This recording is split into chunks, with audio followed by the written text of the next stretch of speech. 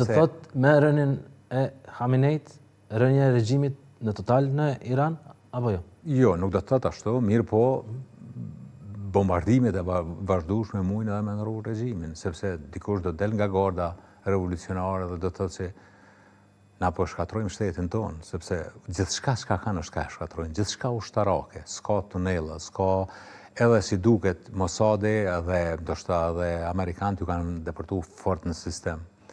E kanë një pasqyrë të qartë, paramenda për din sakt ku janë komandantët, ku janë ministrat, dhe më thonë nuk ka komplet i ka ra sistemi i inteligjencës.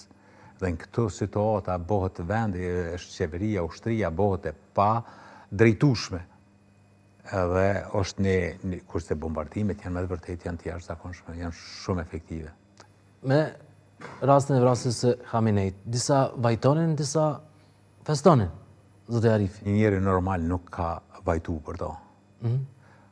Sa njerën e ka vra.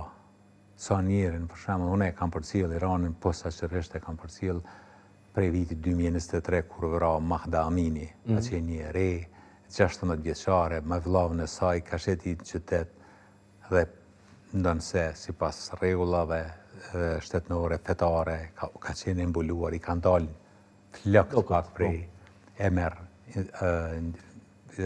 ushtaraku apo polici i moralit e ka për flokësh dhe i mshon veturës me kokë saj, ajo përjetoi gjakderte pastaj dhe vdes në komë kush përthyn pastaj Trazira ku nuk kam pa një vrasje të tilla që ka ndodhur aty, nuk kam pa shumë vena që bojnë masakra, po me snajper, me u zgjedh një vajzë e re, 16-17 vjeçare në turm dikon, kur nuk kam pa njerëz që vrajnë popullin e vet, ashtu që kam pa ata.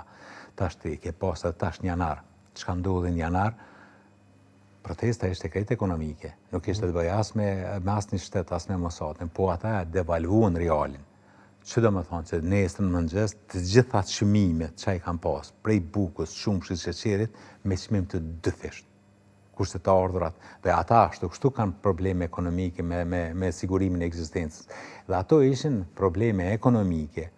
Ata e nalën internetin dhe 20 ditë do thojnë që janë vrarë 20.000, do thojnë 40.000, po zyrtarisht që përmendet sot në botën perëndimore është shifra prej 32.000 njerëzve të vrarë. Krejt të ri, jo shpionat Mossadit, po qytetarë të ri që dojnë jetë më të mirë. Çka është pjesa më e rëndë është kur i merrshin të rit 17-18 vjeçar, i cilëshin përpara gjykate dhe i varen qendër qytetit me qindra, me mira.